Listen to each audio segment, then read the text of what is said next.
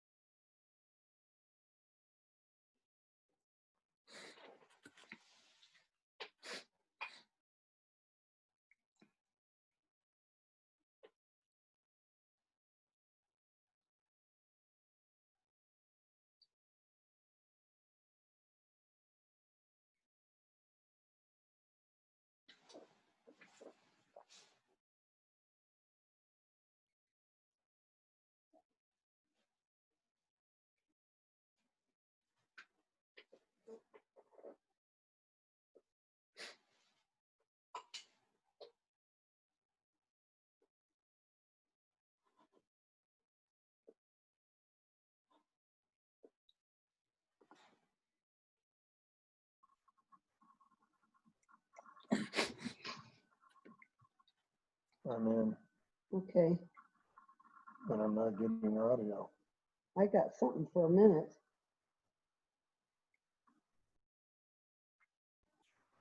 Hello? Hello, I can hear you. I just need you to mute yourself so we can continue. Okay. We're not hearing anything. Okay, just hang on.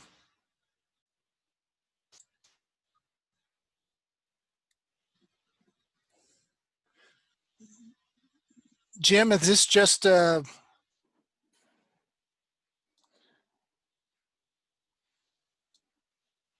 No, there's audio. You're not hearing the audio? no, not at all.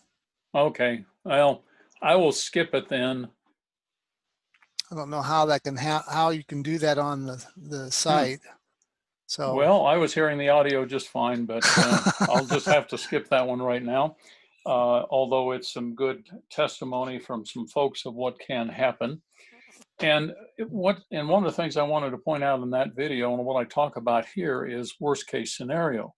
And I'm going to talk worst case scenario, not because I'm into gloom and doom or I want an evil world punished or anything like that. I know some people kind of feel that way, but that's not what this is about. This is really about understanding how bad it could be and then making a decision. Do I want to be prepared or not? Do I want to be able to deal with it?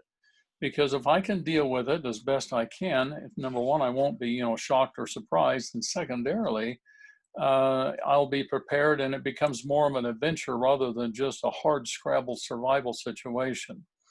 So that's the reason I want to talk about that. Now, there's a lot of controversy over this, and I'll point out some of the controversy about how bad it could be, what may or may not happen. And by doing that, I'll help you understand just how bad it could be, and then we will hope and we'll prepare that it won't be that bad. That's what my hope is. Okay. HEMP permanently disables the power grid, the communication grid, the transportation grid. And what I point out again and again is the power grid is the golden thread that drives power. It weaves our whole society together. Everything that we have, consume, and use comes directly or indirectly because of electricity. And if somebody says, I grow all of my own food because I do all my gardening and I have my own animals, where'd you get your shovel? It came because of electricity. And all of those things. So that's what we're talking about here. Now, the makeup of a EMP is there's really three components to it. One of them is called the E1, which is the pulse. This is the fastest component of nuclear EMP, and it's too fast for ordinary surge protectors to stop it. There are some that will. They're more expensive, and they're getting better at them. The E2 pulse is very much like a lightning strike, and E3 is very much like a geomagnetic storm, a solar storm that would hit the Earth. And we'll be talking about all of those, and that's why I link them all together in here. The thing about the EMP, the pulse that comes through, it has a very, very fast rise time. 2 to 4 nanoseconds, it reaches its peak, which could be as high as, or even higher because there's optimization going on, of 60,000 volts per meter. But it's very low amperage, but it's high enough voltage, and it only takes about 3 volts to fry chips. So if that gets in there, if you have enough of an antenna out there to pick it up. Now understand, because there's 60,000 volts that's in this meter in here, that you have to have enough antenna to collect that. So, and it's worth studying these things if you want to learn more about it. I'm not going to spend a lot of time on that simply because it's not really important exactly how everything works. It's just, do you believe it's possible? And if it is, what the heck are you going to do about it to take care of yourself? This is the inside of a microchip. If you take a look at the outside of these things, you've seen them, they're like that. You look down inside under a microscope, and there's literally thousands and thousands of components in there, and they keep making them smaller, which means the wires get smaller and smaller, like that orange hair that ties in there. That's a tiny little wire about the size of a human hair. And then on the circuit board itself, those pathways in there are even much smaller than that to cram all of these together. So we're talking about this circuit board and these chips that are on it, those processors in there. Now the larger ones, the capacitors and many of the diodes and things like that, and power transistors, they're not going to be hurt. but they can't do anything if we take out those chips. So how does the pulse get into these things? Well, what you have is this multi-frequency radio wave, and it's radiated out and it travels over distance to where it can be received by some kind of a conductive antenna that will carry that pulse in to the device. So the antenna is any electrical conductive material that has sufficient area and or length to conduct a pulse into the device enough to do damage. An example of EMP receiver antennas would be, well, power lines. We've got literally hundreds of thousands of miles, millions of miles of power lines and phone lines out there. The wiring in your house, you may have a great length of an antenna there, power cords, radio antennas that stick out, things like that, vehicle wiring harnesses, solar modules themselves, windings and electric motor, printed circuit boards themselves. Sometimes people say, well, you know, there isn't enough antenna here, but you have to take a look at the whole thing. It's all the wires, the circuit board, everything put together.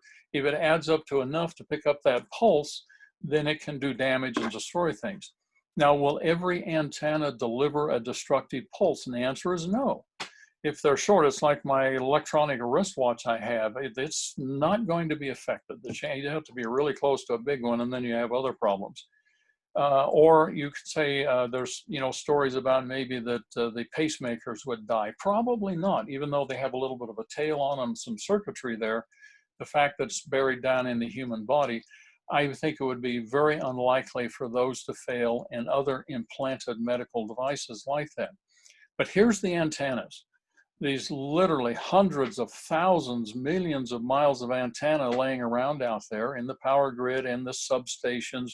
All those places are going to pick up the pulse and transfer it into, well, your house, your devices.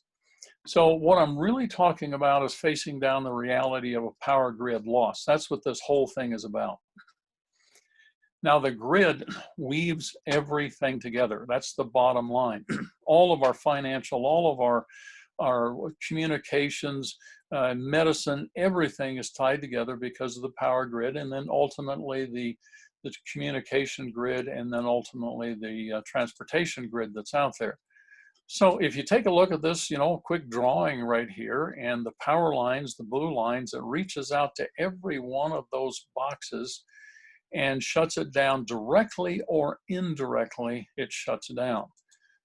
Now the power grid is divided into these different sectors and where they're somewhat isolated from each other, but a pulse that happens in one area is going to travel over great distances almost instantaneously is what it comes down to. And that's the problem. It moves that pulse so fast. We have our petroleum infrastructure that's all tied together to move our fuels and our energy around. And it is totally dependent on electricity and chips to make it work.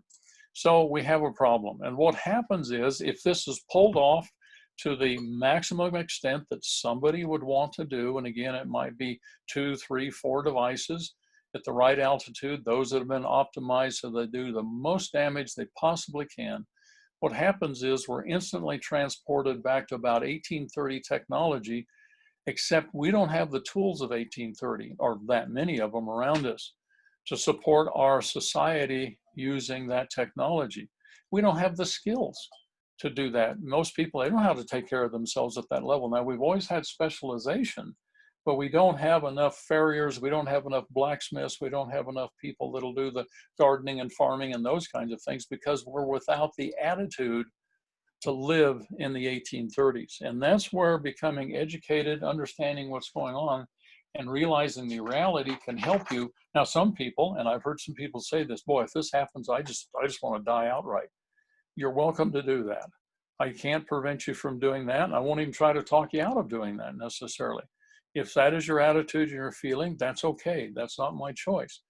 I believe that I have the responsibility to live as long as I possibly can, to do as much good as I can for my household, my family, and my neighbors. Now, once again, when we talk about this worst case, HEMP, it is one of the most apocalyptic human-caused events you can possibly have. There's some other really gnarly ones too. And since the devastation is so unthinkable, people consider the event to be unthinkable, and so it gets buried. And that's really a problem with some of our politicians and what's going on. I'll point out some of those things here shortly. We just can't get our head around that. So we decide it can't possibly happen, so we don't prepare.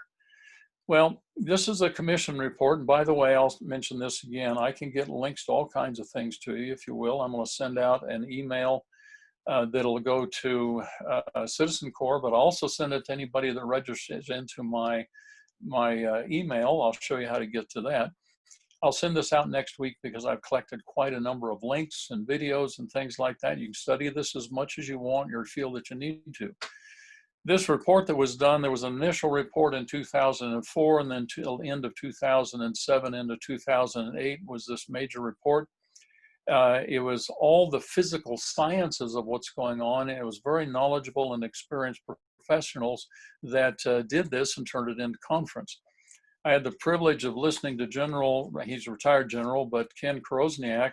He was on the General Chiefs of Staff for the Army, and he goes around lecturing on EMP, the reality of it, and how much trouble we can be in with it. We just need to prepare. He's also trying to get our government and people to do more than they are. So we have been warned, and these were, he gave me his slides. I got his PowerPoint presentation. I used part of these slides in here. And it simply says that we have been warned and we will suffer from the failure of imagination and the lack of leadership to actually get this thing done.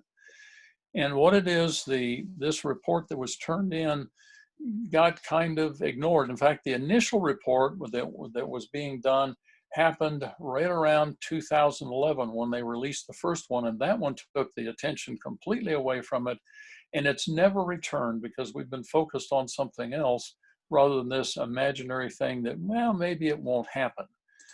All right, it's about the vulnerability of the US military and the civilian systems that we have that we're really concerned about and how they're all tied together. And again, I'm not going to go through all of these slides and take time to read everything here. Just, I want you to understand there's been a lot of research done, a lot of understanding in this to simply say we have a problem and we need to be preparing for the worst case situation. And so far, we are not doing it as a country. Therefore, as individuals, it's up to you to do that. And there are statements by people that don't like us. One of these that was made a little while back is, a world without America is conceivable. There are people that hate us, want to destroy us. Whether for whatever the reason is, it doesn't make any difference. They simply want to do that. Iran and Russia have been involved in some of these things, and they simply would like to see this happen because we're in the way of them doing some of the things they want to do. And that's not to say we're always the good guys, and we screw up an awful lot. But if we weren't here, I think things would be a whole lot worse. One of the things that you have to understand is that's going on all the time. There's this tramp steamer that was owned by Iran, who was an ally of North Korea, and the word got out grateful for some of the research that goes on and some of the spy activities that we have to protect ourselves. And in the cargo hold of this ship, underneath 10,000 tons of sugar, they found two fully nuclear capable SA-2 missiles that were being shipped off to somebody else. And somebody else may very much want to use those. And this is just looking at some of the capability of different missiles that are around. And of course, they're being tested all the time. They're better than this. But one of the things to realize is the North Koreans have had in orbit that crosses over the US in a rather unusual orbit, it's a polar orbit. Those aren't the most common. And this track takes it over the central section of the US, and it's orbiting at an altitude that is suited for such use as an EMP. And it's also of such size and weight that it could conceivably contain one. Does it? We don't know. You have to get up there and take a look. But it does circulate over the US, and at the right time, somebody decides, let's touch that thing off. It could, in fact, happen. So those are things you need to understand. And hypothetically, if Russia really wanted to hurt the United States in retaliation for NATO's bombing of Yugoslavia, and this was something that was said, this is a quote, Russia could fire an SLBM and detonate a single nuclear weapon head at high altitude over the United States. So these have been discussed by different groups, and they've been used as threats. The Chinese military, their written doctrine describes an EMP attack being used. So these are the things that we know. The threats are clearly documented. The vulnerability is known by our leaders and by our enemies, and now you should know it also. The risks are known, and it's been known for a long time since that commission report. And the mitigation techniques are also known, and they are doable, and they are not cost prohibitive if we would simply turn our attention to it and make that commitment. Now, it will take a few $1 billion, and it doesn't protect everything, but it protects the really the central and most critical infrastructure so we can rebuild and come back. So what it comes down to is there needs to be a sense of urgency for an 80% solution rather than let's wait until we can take care of everything. Now, our power dependency, this is a nighttime satellite shot looking down at the US, and you can see the amount of power that is used. And if you take a look here on the Santa Monica, Monterey area in there, Long Beach in that area, you see the power density that's being sucked in there. And just think of all that power being turned off. Now you take a North Korea's power dependence and you take a look at them at night, they got almost no lights on. It doesn't hurt them hardly at all to turn off the power, even if their power gets turned off. And you can bet they've protected their most critical power infrastructure. Europe's power dependence looks like that. So HEMP is about losing the power grid. That's what it comes down to. Now let's shift over into another one here for a moment. CME, coronal mass ejection. Now they're actually starting to call it a different name right now. But this is not an EMP, but EMP has the component of CME, which creates a geomagnetic storm. That's what GMS stands for down there. It is high energy plasma particles that constantly are launched into space by the sun, and this causes, the solar wind that we see, and we have the northern lights and those things. And we have these sunspots and this coronal activity that's going on in these great prominences that leap out from the sun. And they tie in with the sunspot cycle. That's on basically an 11-year cycle. And then there's a long cycle also. Now I'm just going to step through these because here's some pictures. They're just beautiful to take a look at. Low sunspot activity, what the sun looks like, and then high sunspot activity. And then this is from the one of the Helio satellites that circles around the sun, taking a look at what happens. You see in the upper left-hand coordinate a little bit, you see one of these prominences reaching out, gigantic bursts of energy out into space. Now, fortunately, that was not aimed at the Earth, because if it was, we'd have a problem. Here's some more prominences lashing out from the sun. In that red circle, that's the orbit of Mercury. And you see here's one that goes way beyond the orbit of Mercury. Here's more prominences of the sun. They're beautiful to watch. They're extremely violent, and it's a good thing we don't live real close to that thing. You see more and more of them there.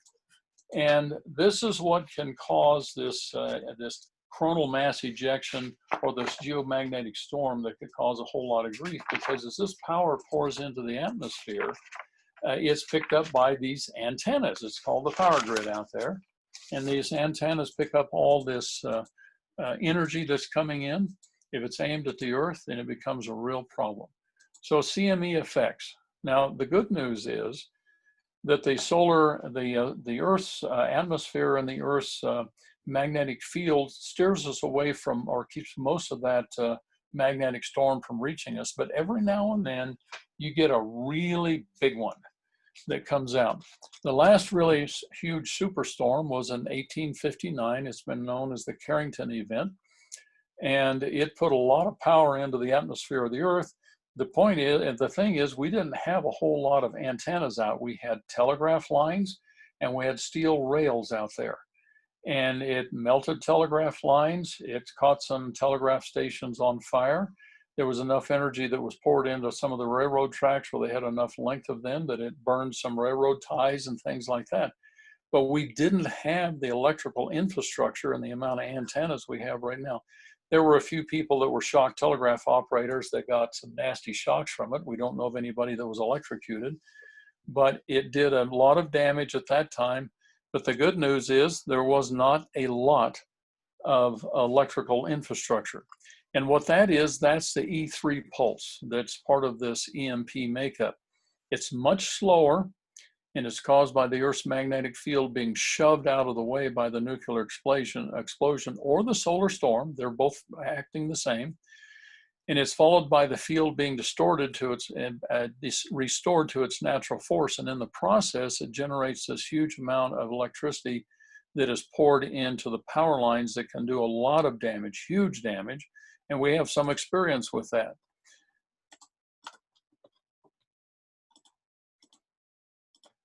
Get to my buttons here that are not wanting to work at the moment. Hate it when that happens. And this is a quote from this latest report on EMP that comes in, because they're talking a little about the coronal mass ejection also, because they're discussing the E3 pulse. And solar superstorms, more formally called coronal mass ejections, so that's the new name, solar superstorms, produce fields similar to EMP E3 effects. A NASA analysis states that historical aurora records suggest a return period of 50 years for the Quebec level of storm. That's one that occurred, I think that was in the 80s, if I remember right. It did a fair amount of damage, burned up some transformers and all, but here's the one to pay attention to is, and 150 years for the very extreme storms, such as the 1859 Carrington event. And if you do 1859 to the present, it kind of looks like we could be overdue. Now, this could be plus or minus 50 years. And if I remember right, it was 4 years ago or 5 years ago, there was a Carrington level of coronal mass ejection that crossed the Earth's orbit. We were just 2 weeks behind where it was. So they do cross our orbit. This is some pictures of transformers and the damage that occurs internally because of the huge amount of power that's poured into them. And that causes this failure, this burnout inside that takes time to repair and rebuild these things. And you can see the internal damage from just one storm. Now, this was over a limited area. It can be much, much higher damage than that. So here's some more. This is South Africa. Transformer failure in 2003 from a GMS storm that occurred. And if you take a look at our infrastructure, and this is the 25,000 power substations that are in the United States. These are 34,000 kilovolts, 34 kV lines and transformers, and you see there's a whole bunch of them, 25,000 or more of them. So we are very vulnerable to having a lot of damage done. And here again, the CME is about losing the power grid. Then we have some other little things going on with us, and that is the cyber attacks that want to cause damage to our infrastructure. This is done by reaching in through the internet and through the firewalls and causing switches to be closed, things to be routed, things to be sped up or slowed down. And there's countries that like to do that. Now, we know how to do that too, because if you remember the Iran nuclear program, that the US, through its cyber attack, was able to spin up those centrifuges and cause them to destroy themselves. And so we have done that. Others want to do those kinds of things to us. It's a very interesting war that's going on. And here again, North Korea doesn't have much to lose by doing that, and they're pouring a huge amount of effort into it. Nuclear weapons and rockets are really expensive. Get a bunch of people hacking on their computers and some really smart guys at it, they're looking for ways to break in. So cyber attack is about losing the power grid. And the loss of the power grid is a very serious problem because there's really no one in charge. That was Krosniak's statement that actually comes from James Woosley, who is a former CIA director. It would be hard to intentionally design an electrical delivery system more vulnerable and fragile than now. I'm talking about our system here, both its size and its age, and the fact that we haven't done things to protect it. Now, on August 14th of 2003, there was a blackout that was triggered. In this case, it was by tree branches touched overhanging high voltage transmission lines near Dayton, Ohio. And what happened is there had also been a little bit of bug in the system, so it didn't get things shut down right as it shorted out these lines. And it tripped a whole bunch of things offline and did damage to the systems, and there were at least 11 deaths that could be attributed to that, plus these power plants tripping offline, the nuclear reactors tripping off, and things like that. And then when that occurred, this is what the traffic looked like in New York because of the traffic, the gridlock that occurred, and people just literally had to walk away. Now, a physical attack can be carried out on the transformers themselves, and this is one that happened in April 16 of 2013 at the Metcalf substation that feeds power into the Silicon Valley. It's not the only one that feeds it, but it's one of them.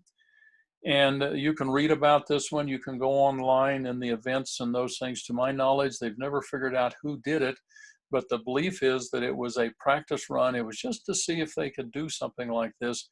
They were able to fire into those transformers for 19 minutes because they knew what they were doing, and they cut the phone lines, and so the information didn't get out. And they fired into them for 19 minutes, and they destroyed all the transformers that were there, and that's literally millions of dollars to repair. The good news, it was one substation. If you had a coordinated attack on dozens or hundreds of them, it could be catastrophic. And this is what we're talking about, is these big substations with these huge transformers in them. And the average US substation is 42 years old. They are aging, and that's one of the things that makes our infrastructure more susceptible, because they're more likely to overload. They don't have quite the margin of safety built into them as they age. The other thing about this is these things are gigantic. They're huge. And they're extremely expensive. And one of the problems is that to replace one of them, it can take a long period of time. The stored availability is very questionable. There's about 5% has been estimated that we have of these giant ones. This delivery can be 18 months to 2 years. And that's if you have your logistics and your communication and everything working so that you can place an order and you can route around everything and keep waiting for this to get to you in a couple of years. But if you take out 10, 15, 20 of these things, you have a major problem, because almost all of them are made outside the US. And they have to be shipped from great distances. And that gives you long lead times, as well as it makes them susceptible to being interdicted and or somehow stopped from arriving here. One of the other issues that comes up when some of this older infrastructure was put in with these gigantic transformers, many of them were moved by rail, and those rail lines have since been removed. So it's harder to get to where they are. These huge things, they can't even ship them all in one piece. They have to ship them in pieces, and even that, they're gigantic and very expensive to move, and a real challenge. This is one that's being moved into an area.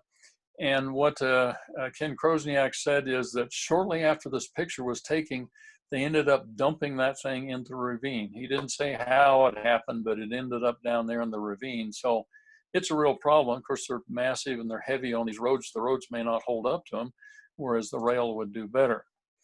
So this is what a quote from General Krosniak said. His conclusion on our vulnerable system is, EMP, there's no protection or active plan to protect us from EMP. CME, no protection or active plan to protect us from CME. Cyber attack, there is no grid protection in place, and there is no active plan to protect the grid from a focused cyber attack. Now, there's a lot of things being done to head those things off and doing it, but there is not really a concentrated program to make that happen. And then when we come to the hardware vulnerability from physical attack, these things are out there behind a chain link fence, as that one was in California. And a guy set up on the hill a couple of 100, 300 yards away and just fired into that thing for 19 minutes. Now we go to the report card. You know, I cited that report that was given in 2008. There is a 2017 report on the 2004 and 2008 EMP Commission report to Congress. And it's very interesting, and I can get you links to all of these things if you're in. In fact, I'll just send that out in these emails or request them. But here's one of the things. The government's response to the EMP Commission recommendations made in 2008 is not encouraging. In a 2011 study, the DoD's Jason Advisory Panel concluded that the federal response to EMP risk is poorly organized. No one is in charge, resulting in duplication and omissions between agencies. And then you go down a list of things that were suggested to be done, requested to be done, said we really need to do, and nothing has happened on any of those. That's the bottom line. Now, since that 2017 report, maybe we've done something, but we seem to be distracted by all kinds of other stuff going on. And that distraction might be intended to keep us off the mark on this one, because this is a great way to shut us down. So what do we do about all of this is the bottom line. Well, we go back to my statement. You just need to know what the reality is, be prepared to meet the reality. And if you really are prepared, because you dig into these things, you study them, you come to a conclusion, and you can say, it's too big, I can't do anything about it, I'll just ignore it, that's fine. Or you can simply say, well, I've got some work to do, and get to work and do the best you can from where you are. And that's what I want to talk about now. Now, I've promoted this book for years. I'll bet most everybody on this call has read this book. It's based on, it puts what I call it is puts a human face on that commission report of what would happen to an unprotected society. As far as I'm concerned, that book is a much happier face than what reality would be based on everything as I understand it. It's not about how to protect devices or anything like that. It's just what happens for those communities, nations, cities, individuals that are just not prepared, have no clue, and it just bursts over their heads. Another one that's an interesting one to look at is Lights Out. This is by the reporter Ted Koppel. And on all these books, you can find all kinds of things that are wrong with them technically, or they don't go far enough, or they, overstate some things. That's not what's critical here. Now, there's some links to Radio West where there's an interview, and those will be in my email that will go out to you. And you can listen to that. This is an interview that Ted Koppel gave talking about his book and those things. And it's very interesting. Here's another one that I got years ago, Lights Out by David Crawford. The original one was a free download, printed out all 600 and whatever it was pages of that thing. It's since been, edited and cleaned up a little bit. It was a, first edition of a self-published thing. And so the newer edition is a little cleaner to read, but it's worth reading. Another one that touches on EMP, at least it's the impetus for what goes on, is Only by Blood and Suffering. I'd recommend that. So I'm going to send out this email, and I will include Citizen Corps, and if Citizen Corps can pass that on to the mail list, but also I would encourage you to go to my website and register there, because that'll put you in. You can go into the contact at the end and there, register for the newsletter. And when I send out newsletters, you'll be sure and get them. I don't know that I'll always send them to Citizen Corps, but I'll try to. But you can register there, and you'll get this book list with a bunch of links and some video links and things like that. I'll send that out next week. I'm compiling those things as I was getting this program together. I found that I have folders full of stuff, and I got to weed through more of it and eliminate some of it. So recognition is not enough. This whole program has been to help you recognize that there's a real problem. That's the first step, and that's look at the evidence in total integrity, and to say, what is the truth really about these things? Now, without real and visible solutions, recognition alone only leads to fear, frustration, denial, disaster. And that's what happens to some people, because it's so big they can't get their head around it. It's so frightening, and the probability is not real high in some cases, although if you will roll together EMP, coronal mass ejection, the cyber attack to the electric grid, the communication grid, and physical attack on these things, and the fact that we have an aging infrastructure, then I simply say that sometime in the next 15 years, there's like a 99% chance we're going to lose a major portion of our power grid, maybe the whole darn thing. Whatever happens, it'll have an impact on everybody coast to coast, because of people scrambling to both survive. If you think there's some nasty things going on right now with some of these riots and things that are occurring, and we have everything is working except we've been asked to isolate ourselves somewhat, which is a topic for another time. You already heard a little bit from me, but anyway, it is as it is. and people are doing that. And we have more than 30 million people that have been laid off. We've done extreme damage to our economy, and it's only beginning. But even now, we have people that are doing really some harsh kinds of things. They're wanting to foment that. Wait till the power's off. Wait till the power's off and then see what it's like. All right. The axiom, plan for the worst, but hope for the best. It's a vital way of thinking. You must put yourself in a position where you can afford to be wrong about your decisions, which simply means you make all these preparations and it doesn't happen. Don't get upset, be thrilled. But it's infinitely better to be prepared 3 years early rather than 1 day too late. And prepare for the unthinkable as if it were inevitable. Do this by breaking it into these understandable, practical, manageable components and pieces, because you're not going to get it all done at once. And so that's some of what I'll talk about here in just a minute. All right. This is probably the most gnarly topic to get your head around when we talk about HEMP. Teotowaki, you've probably heard that. That's an acronym for the end of the world as we know it, which is exactly what would happen. It would, the world we know. It doesn't mean the end of the world. It just means everything that you enjoy right now and the flip of the switch and everything else, it's just not there. So the question is, are you ready? Now, Teotowaki has happened numerous times to other people throughout history and societies. And those who recognize and prepare for this kind of event not only survive, but they thrive. So are you ready, willing, and able to deal with end of the world type of event as we know it? And EMP being one of it, and other things that are very similar to it. In fact, they all boil down to loss of the power grid. One of the other books that I tell people that they ought to read is Patriots. That'll be on my book list, and a few others. Because although that has nothing to do with EMP directly, you end up through an economic collapse into a shutdown situation where the power grid goes away. All of these things end up losing the power grid. When they get really big, bad, and ugly, the power grid goes away because you have to have people maintaining, repairing, fixing, and being there to keep it going. So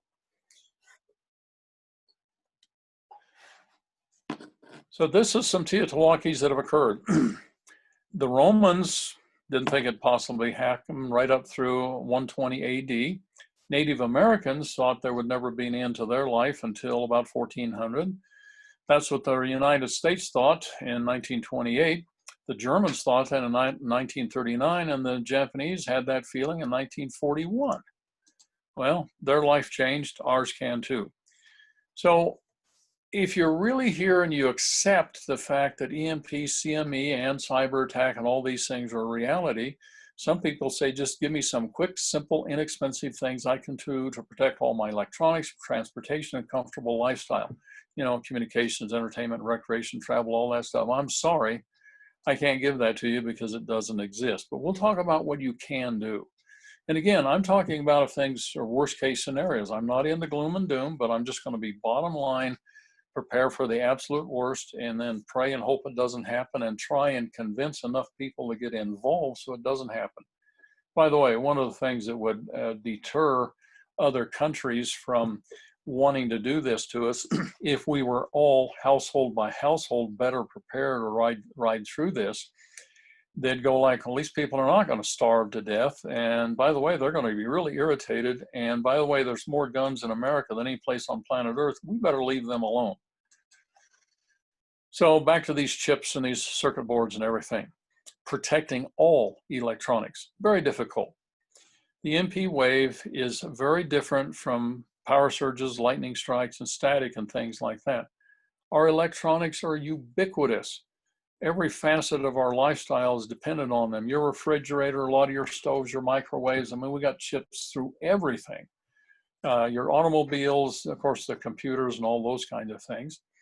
And most of the suggestions really are baloney. They're nice ideas, and they're propagated by clueless people to make themselves feel good and protected, and in some cases sell people stuff, their books and things like that. Now, by the way, every one of those suggestions can help if you understand them. And when I talk about water, when we've done the water classes, you think you're going to buy one filter or one device or one chemical that's going to take care of really gnarly bad water, and you're fooling yourself.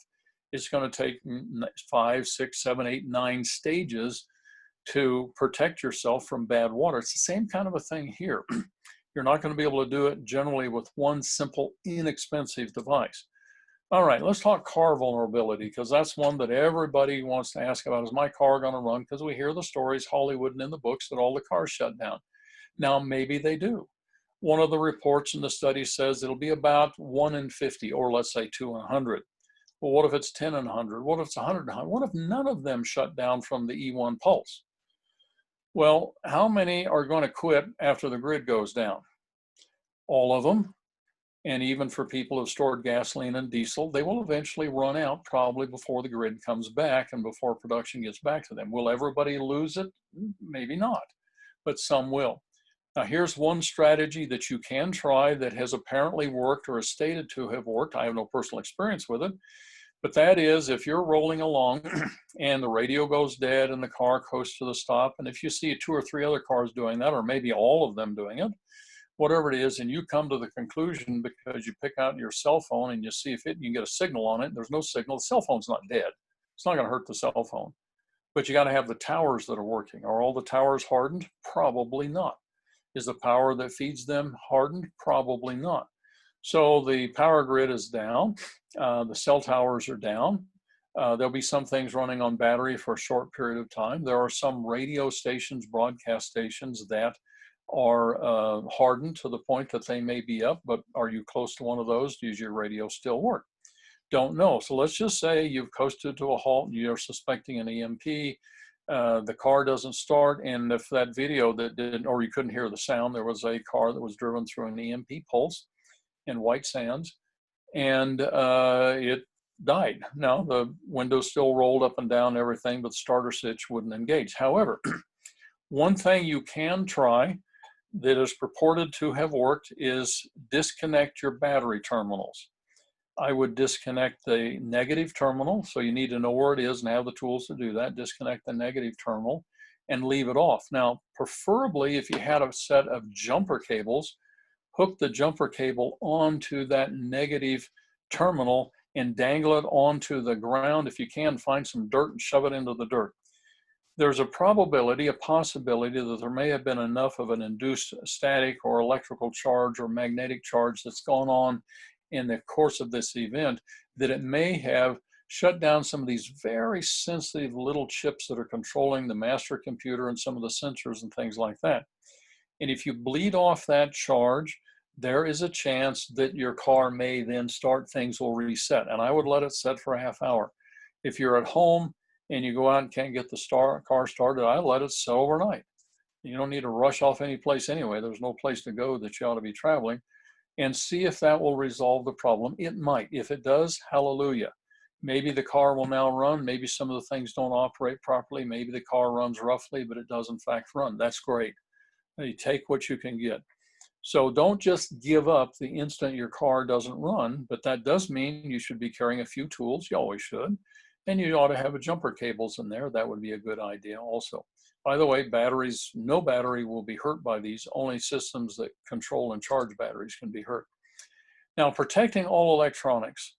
Now, what you're really doing is you're playing, if you're going to use some of these simple techniques that are promoted, I call it playing super Russian roulette.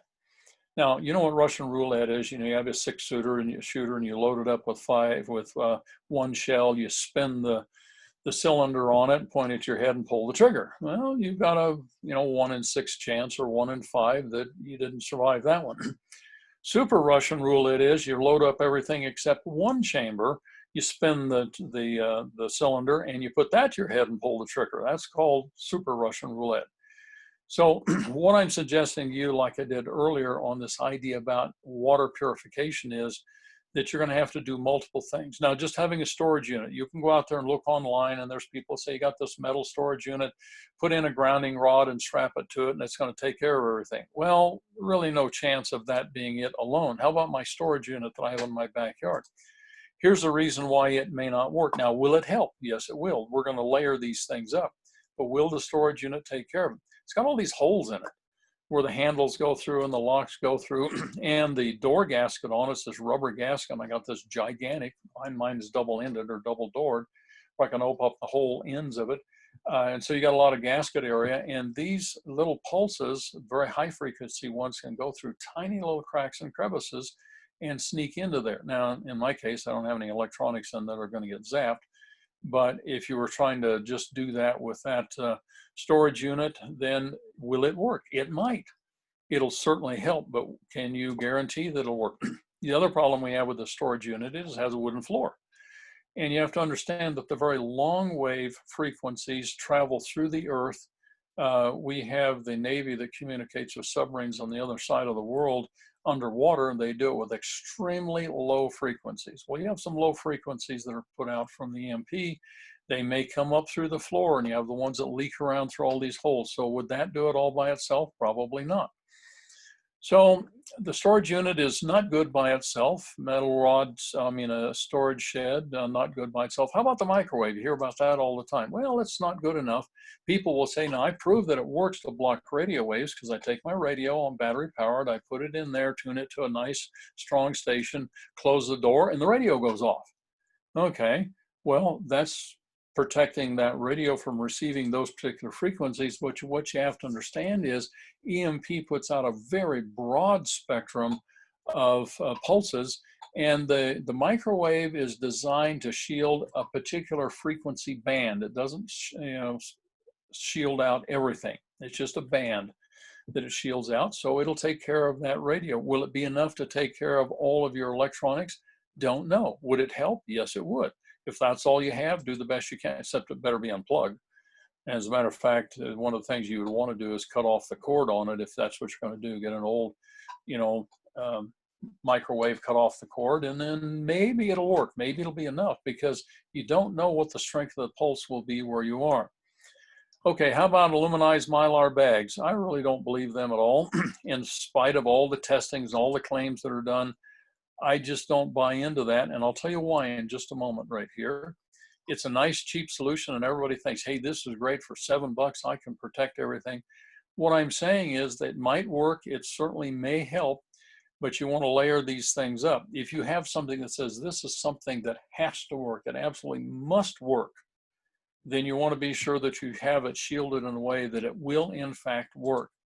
Because there's going to be a lot of things they're going to be sitting out in the open that are not plugged in. If they're plugged into the power grids, you get a pulse that comes down there, that'll probably take them out, unless you have a surge suppressor sufficient for that. And by the way, there's some people advertising a device, a little device you can put on your house that, as I believe, is supposed to drain off that pulse fast enough that it doesn't get your electronics. I'm not sure I buy into that. Here again, it's like if I have something that has to work, now buy that thing for $250 or whatever it is. If it works and protects things, hallelujah.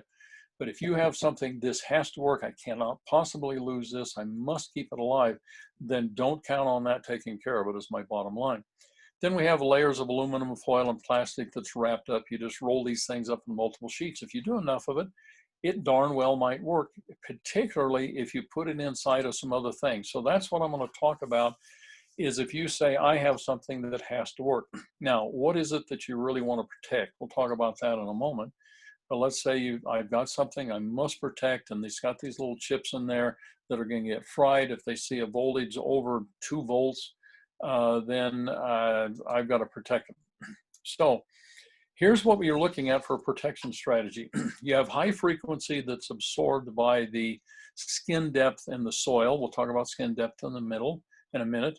The mid-range, which is reflected and by the skin depth, the lower ranges, which the Faraday shielding takes care of. In the skin depth, and this comes from calculations that are done from a couple of sources. I like to have multiple witnesses on this, and one of those witnesses simply is this, taking a look at the companies that make military-grade protection cabinets and cases like that, 90 mil or 80 to 90 mil. And also I have a friend of mine who's a physicist who is a consultant on this, and he did his calculations, his independent testing, and he came up with 90 mil to give the skin depth. And what the skin depth does, it allows the energy to be absorbed into that aluminum or into that steel, and it creates eddy currents in there and magnetic fields around it enough that it absorbs that energy rather than just letting some of it pass through. There have to be 0 gaps, holes, or penetrations. The closure has to have a conductive gasket or no gasket at all, so you get metal to metal, and the contents are not touching the metal, so you have an E insulation that's in there. Okay, here's one idea, maybe a pail that's all metal and those things, doesn't have the skin depth as a problem, and the contents are not going to be touching the insides of it.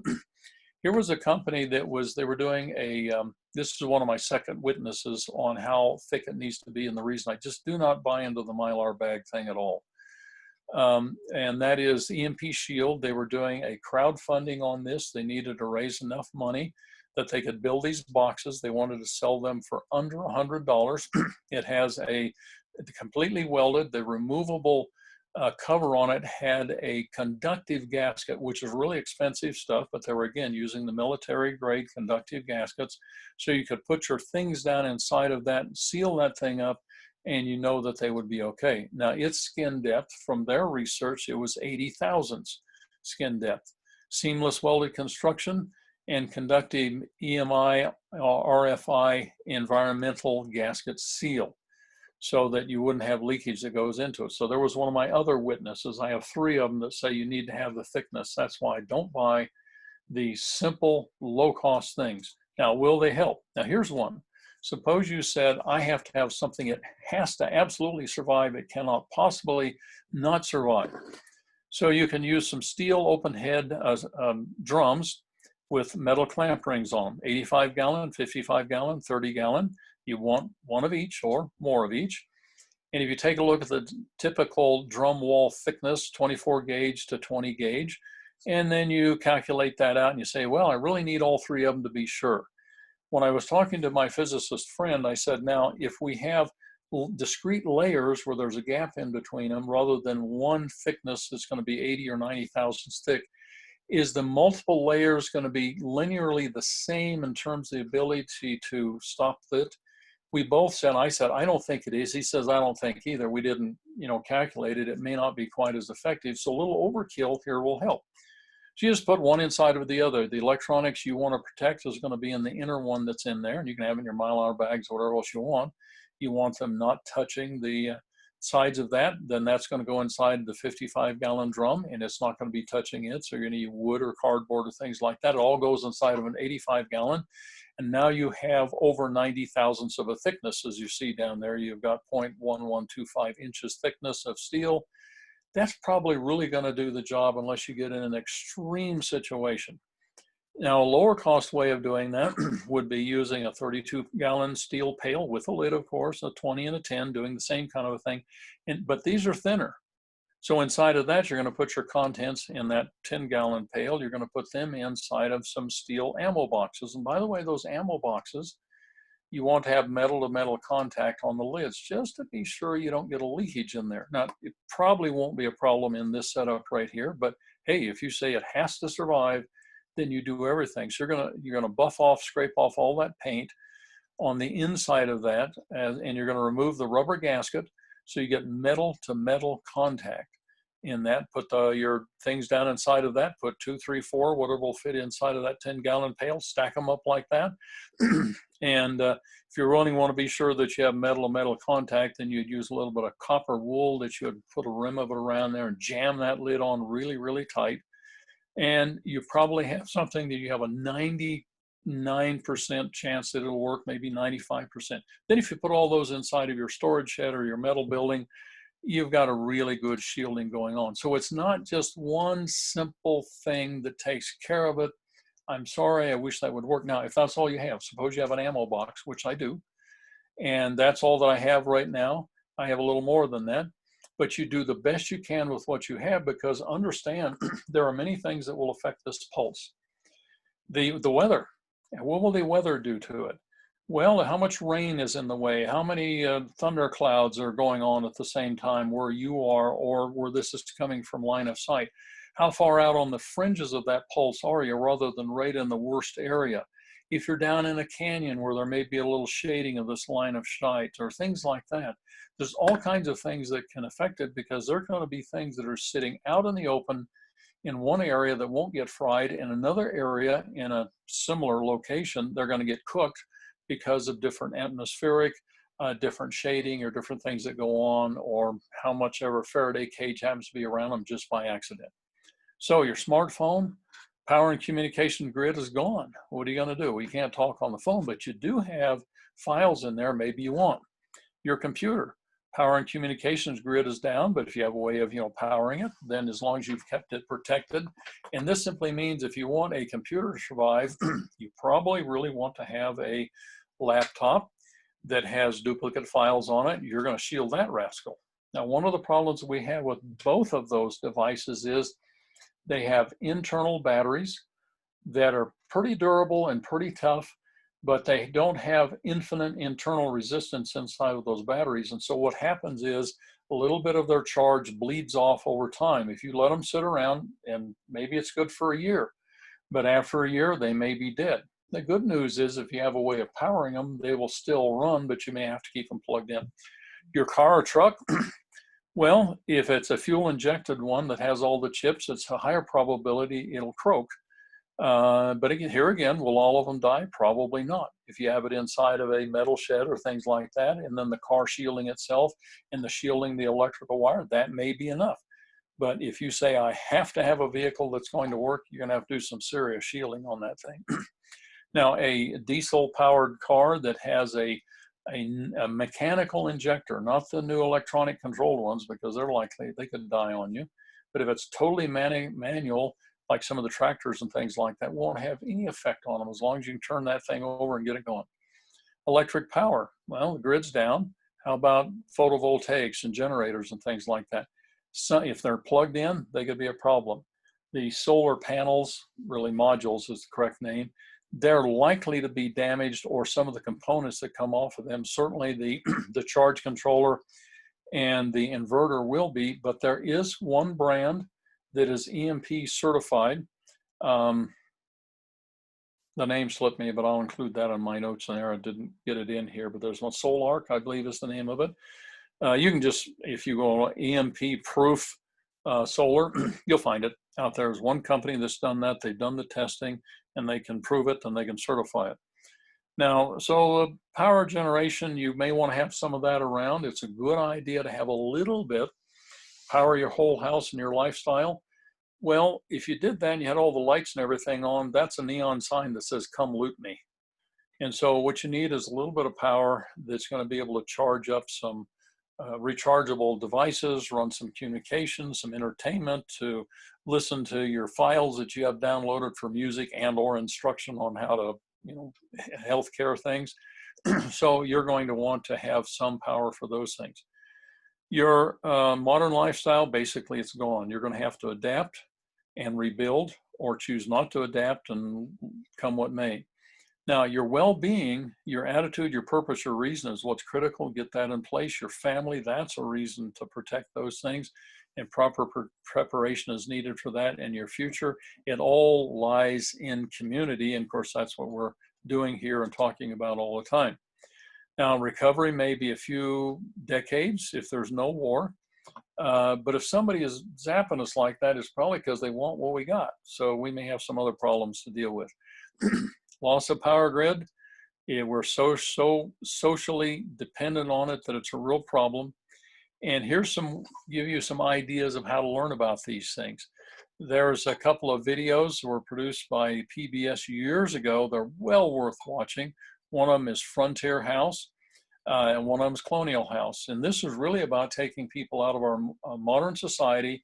They volunteered to do this, and they just plunk them down in this environment and say, go to it. Now, some of them had some level of skills. Some of them were more clueless than others, but you watch this and see what they go through, and you're like, oh my goodness, I better be getting some skills, some understanding, and certainly get your attitude in place.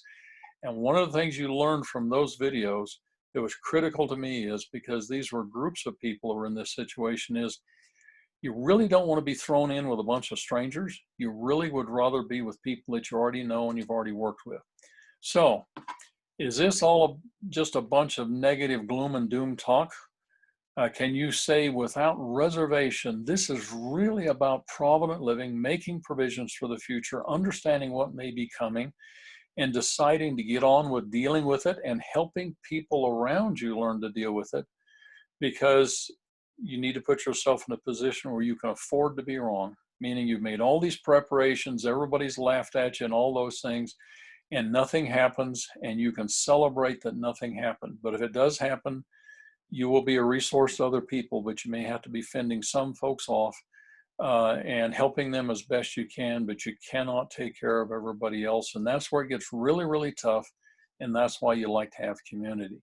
So that's kind of the end of this presentation. I don't think I have any more slides here, except as the last one to simply say this. There's a couple more coming. Maybe this one right here is the truth about life is what I call it. There's no doubt that tomorrow will come, and there's no dispute that things happen, but how you're prepared to meet tomorrow will make all the difference in the world. If you are prepared for the worst, then no matter what happens, it will be an adventure. So prepare for a Teotihuacan of whatever brand it happens to be, and prepare yourself physically, mentally, emotionally, and spiritually so that you're prepared to deal with that future, even if it includes not surviving. So that's when I talk about, can you afford to be wrong? Get things in position where you're going to be okay no matter what. Well, I hope that helps a little bit here. That's all I have for this. I'll be glad to entertain some questions if people have those. We can go over a few things. I tried to keep this to just 5 minutes over an hour from when we started. That's why I had to cover a lot of things in a big hurry here.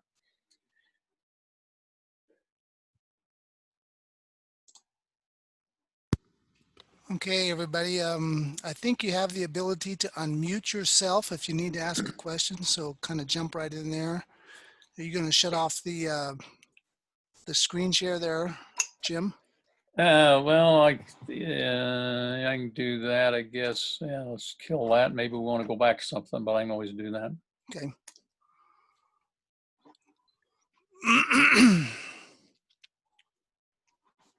Anybody got any questions?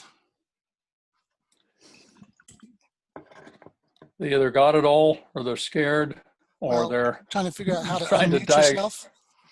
Yeah, we're trying to get unmuted. Need to get his email. I can unmute everybody and then let's see, how do I do that? Hold on, I'm gonna stop recording.